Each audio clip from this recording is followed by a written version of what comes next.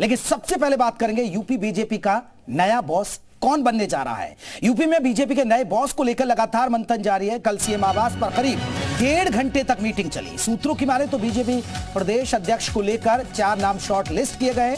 केंद्रीय नेतृत्व 4 में से एक नाम पर मोहर लगाएगा। 4 नामों की बात करें तो सुब्रत पाठक रेस में सबसे आगे बताए जा रहे हैं। इसके साथ ही दिनेश शर्मा, बीएल वर्मा, भूपेन्द्र चौधरी के नाम की भी चर्चा है। मुख्यमंत्री योगी आदित्यनाथ और केंद्रीय मंत्री धर्मेंद्र प्रधान सरकार के साथ दोनों डिप्टी सीएम और स्वतंत्र देव सिंह संगठन मंत्री सुनील बंसल बैठक में मौजूद रहे। नए बीजेपी अध्यक्ष के नामों पर चर्चा के साथ ही राष्ट्रपति चुनाव और नवंबर-दिसंबर महीने में होने वाले स्थानीय निकाय चुनाव को लेकर भी चर्चा हुई है। 100 दिन के एजेंडे के बाद 6 महीने और फिर 2 साल के एजेंडे पर भी इस बैठक में चर्चा की गई है। तो बीजेपी में नए प्रदेश अध्यक्ष की रेस जारी है। किसको कमान सौंपी जाएगी, इस पर नजरें टिकी हुई। सीएम आवास पर कल अहम बैठक हुई थी। यूपी बीजेपी को जल्द ही नया प्रदेश अध्यक्ष मिल जाएगा। कल देर रात मुख्यमंत्री आवास पर लगभग 1.5 घंटे तक बैठक चली। केंद्रीय मंत्री धर्मेंद्र प्रधान के साथ साथ दोनों deputy CM Keshav Maurya, Brajesh Pathak, BJP के वर्तमान प्रदेश अध्यक्ष स्वतंत्र देव सिंह, संगठन मंत्री सुनील बंसल, सभी लोग यहां पर मौजूद थे। 1.5 घंटे की बैठक में कई नामों पर चर्चा हुई, जिसमें सबसे पहला नाम पंचायती राज मंत्री भूपेन्द्र चौधरी, कन्नौज के सांसद सुब्रत पाठक, डॉक्टर दिनेश शर्मा, बीएल वर्मा के नामों पर चर्चा हुई। यानी बीजेपी 2024 में 75+ का नारा दे रही है। नए प्रदेश अध्यक्ष के चुनाव के साथ नई तैयारियां करेंगे। सरकार की नीतियां, लोक संकल्प पत्र के वादे, मोदी और योगी सरकार के डबल इंजन के जो योजनाएं हैं उसको जनता के बीच ले जाएगी। और 24 में जो जीत है उसका तैयारी, यानी उसका ताना बाना बुना जाएगा। स्थानीय निकाय चुनाव, राष्ट्रपति चुनाव, इन सब को लेकर बैठक हुई। लेकिन बीजेपी उत्तर प्रदेश को नया बॉस मिलने वाला है, यानी नया अध्यक्ष मिलेगा, क्योंकि चुनाव के बाद प्रदेश अध्यक्ष स्वतंत्र देव सिंह के पास ही ये पूरा चार्ज बना था। बीजेपी में एक पद एक व्यक्ति का जो फार्मूला है उसके तहत एक काम हो रहा है। तो अब बीजेपी को जल्द ही नया प्रदेश अध्यक्ष मिल जाएगा। ब्रिजेश रामबाला के साथ अजीत सिंह, जी मीडिया, लखनऊ। तो यूपी बीजेपी का नया अध्यक्ष कौन होगा, इस पर सबकी नजरें टिकी हुई। मंथन चल रहा है, बैठकों का दौर चल रहा है, क्योंकि चुनाव की भी तैयारी करनी है। भविष्य में 2024 की भी रूपरेखा तैयार करनी है नए अध्यक्ष के नेतृत्व में। चलिए हमारे साथ हमारे सहयोगी अजीत ज्यादा अपडेट के साथ जुड़ गए। अजीत का रुख कर लेते हैं। अजीत, क्या कुछ अपडेट है, क्योंकि नाम जो चल रहा है, बताया जा रहा है कि सुब्रत पाठक सबसे आगे चल रहे हैं। देखिए, बिल्कुल जेपी, आपकी जानकारी सही है। सुब्रत पाठक पहला नाम है जिस पर बीजेपी प्रदेश अध्यक्ष की मोहर लग सकती है। इसके साथ ही दूसरा नाम भूपेन्द्र चौधरी और फिर बीएल वर्मा और चौथा नाम डॉक्टर दिनेश शर्मा। इन्हीं 4 में से किसी एक को बीजेपी का नया प्रदेश अध्यक्ष बनाया जाएगा।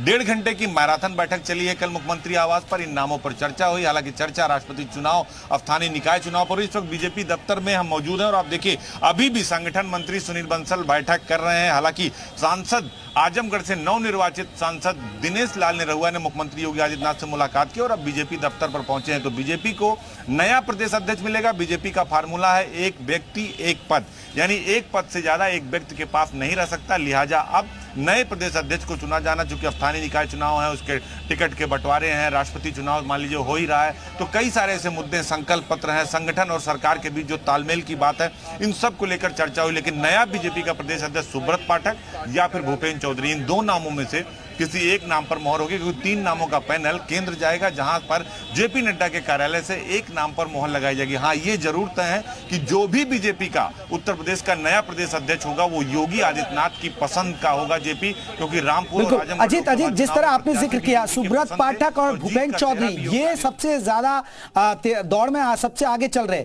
लेकिन दोनों ही नेता क्यों मजबूत है? क्या कास्ट फैक्टर भी देखा जाएगा, क्योंकि जातिगत समीकरण को भी साधना है, इसके अलावा जो क्षेत्रीय जनाधार है उसका भी ध्यान रखना है? क्या इन बिंदुओं को ध्यान में रखकर, क्योंकि 2024 की भी लड़ाई है अभी?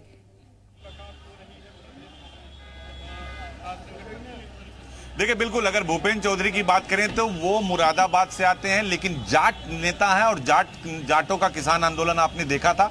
भूपेन्द्र चौधरी 120 सीटों के आसपास पर प्रभाव रखते हैं, संगठन के बड़े नेता रहे हैं। प्रधानमंत्री नरेंद्र मोदी और योगी आदित्यनाथ दोनों के करीबी हैं। पिछली सरकार में भी वो कैबिनेट मंत्री थे पंचायती राज, इस सरकार में भी मंत्री हैं, तो बेहद भरोसेमंद और किसानों से जुड़े हैं। पश्चिम का फैक्टर 2024 में भी कारगर साबित हो सकता है। लिहाजा भूपेन्द्र चौधरी पर इस वजह से मोहर लग सकती है। सुब्रत पाठक कन्नौज से सांसद है, डिंपल यादव अखिलेश यादव की पत्नी को हराया है, समाजवादी किले को ढहा दिया है और एक ब्राह्मण नेता है, बड़े नेता, तेज तर्रार नेता के तौर पर जाने जाते हैं। तो अगर ब्राह्मण चुनना हुआ तो सुब्रत पाठक के नाम पर मोहर लगेगी और अगर पिछड़े वर्ग को चुनना हुआ तो भूपेंद्र चौधरी सबसे फिट और हिट नाम है। संगठन से जुड़े, जो सबसे बड़ी बात होती है कि वो संगठन के भी करीबी हैं, सरकार के भी करीबी हैं, प्रधानमंत्री के भी करीबी हैं। तो कई सारे बिंदुओं को देखा जाता है और कहा जाता है सियासत में चेहरे का बहुत ही मायने होता है और वो चेहरा, देखिए योगी आदित्यनाथ का चेहरा रखा गया, रामपुर और आजमगढ़ चुनाव जीत गए। तो सियासत में चेहरा, जाति, क्षेत्र और धर्म, इनके बहुत मायने होते हैं और बीजेपी इन सब में एक कदम आगे होती। 75 प्लस का जो उनकी तैयारी है 2024 के लोकसभा चुनाव में, उसको लेकर आगे बढ़े। तो बीजेपी का नया प्रदेश अध्यक्ष जल्द ही ऐलान हो जाएगा। बैठक बिल्कुल जल्द ऐलान होगा नए बीजेपी के प्रदेश अध्यक्ष का। लगातार हमारी इस खबर पर नजर भी रहेगी। अजीत आप बने रहिएगा, आगे बढ़ते हैं और कुछ खबरें दर्शकों को बताते हैं। योगी सरकार की कैबिनेट की बैठक जारी है। आपको बता दें कि सीएम आवास पर हो रही है कैबिनेट बैठक में औद्योगिक विकास से जुड़े प्रस्ताव पर मोहर लग सकती है। इसके साथ ही पर्यटन, शिक्षा, स्वास्थ्य से जुड़े प्रस्तावों पर भी मोहर लग सकती है। कैबिनेट की बैठक के बाद विभागों की समीक्षा होगी। कैबिनेट मंत्रियों के साथ सीएम समीक्षा बैठक करेंगे। सीएम योगी मंत्रियों से विभागों की रिपोर्ट लेंगे। सरकार के 100 दिन के एजेंडे पर सीएम रिपोर्ट लेंगे। आपको बता दें कि 6 जुलाई को योगी सरकार के 100 दिन पूरे हो रहे हैं। तो 6 जुलाई नजदीक भी है और 100 दिन पूरे हो रहे हैं। ऐसे में हो सकता है कि कैबिनेट में पूरी रूपरेखा तैयार की जाए कि 100 दिन में कितना काम हुआ है, मंत्रियों ने क्या क्या विभाग में काम किया है। साथ ही साथ बड़े फैसले भी लिए जा सकते हैं, बड़े प्रस्तावों पर मोहर लग सकती है।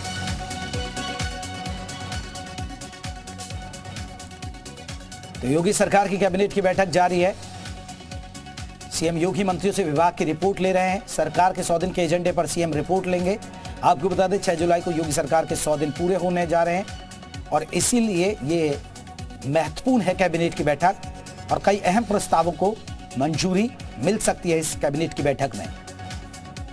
औद्योगिक विकास से जुड़े तमाम प्रस्ताव पर मोहर लग सकती है। खबरें ऐसी आ रही हैं।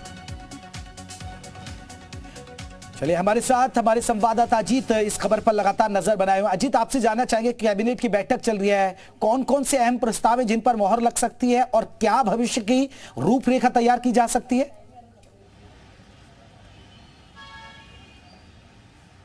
देखिए बिल्कुल जेपी, मुख्यमंत्री आवास पर यह कैबिनेट बैठक चल रही। सरकार के सभी कैबिनेट मंत्री मौजूद हैं। औद्योगिक विकास, पर्यटन, शिक्षा, स्वास्थ्य, कई सारे ऐसे डिपार्टमेंट है, गृह विभाग, जिसके प्रस्तावों पर मोहर लगेगी। कैबिनेट बैठक जैसे ही खत्म होगी उसके बाद 11:30 बजे कैबिनेट मंत्रियों के विभागों की समीक्षा बैठक है, जिसमें 100 दिन का जो एजेंडा दिया गया था उसकी विभागीय समीक्षा मुख्यमंत्री योगी आदित्यनाथ करेंगे और उसके बाद तत्काल मंत्री परिषद की बैठक है, यानी राज्य मंत्री, स्वतंत्र प्रभार मंत्री और कैबिनेट मंत्री सभी लोग वहां मौजूद होंगे। 100 दिन का रिपोर्ट कार्ड जो 6 जुलाई को सरकार के 100 दिन पूरे हो रहे हैं उसको लेकर मुख्यमंत्री रिपोर्ट लेंगे, क्योंकि अब ज्यादा वक्त नहीं बचा है, 5 से 7 दिन बचा है। इसमें आपने क्या तैयारी की है, जो आपको एजेंडा दिया गया उसको आपने पूरा किया तो किस तरीके से पूरा किया और आगे फिर चूंकि अब 100 दिन के बाद 6 महीने का जो है टारगेट दिया जाएगा, 6 महीने में आपको काम करना है, फिर 2 साल में आपको काम करना है, फिर 5 साल में काम करना है। आपको अपनी परफॉर्मेंस रिपोर्ट देनी होगी, क्योंकि शुरुआत में ही मुख्यमंत्री और प्रधानमंत्री दोनों लोगों की तरफ से कहा गया था कि जिसकी परफॉर्मेंस रिपोर्ट होगी वो बना रहेगा और अगर आपकी परफॉर्मेंस रिपोर्ट नहीं अच्छी होगी, आपके ऊपर करप्शन के चार्जेज होंगे,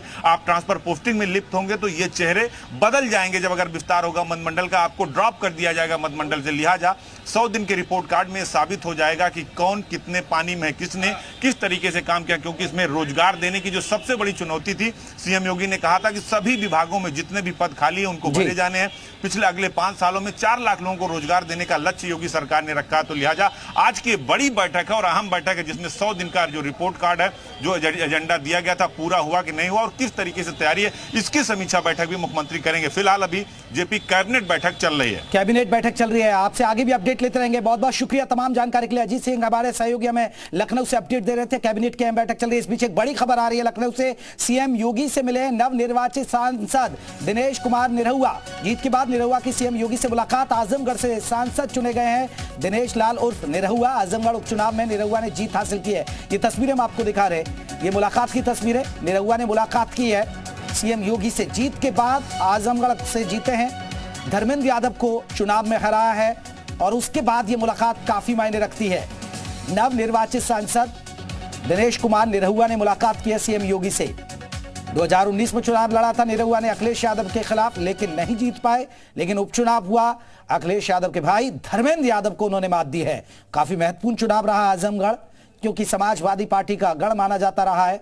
लेकिन निरहुआ ने बीजेपी के पाले में जीत हासिल की है, बीजेपी को बड़ी जीत दिलाई है।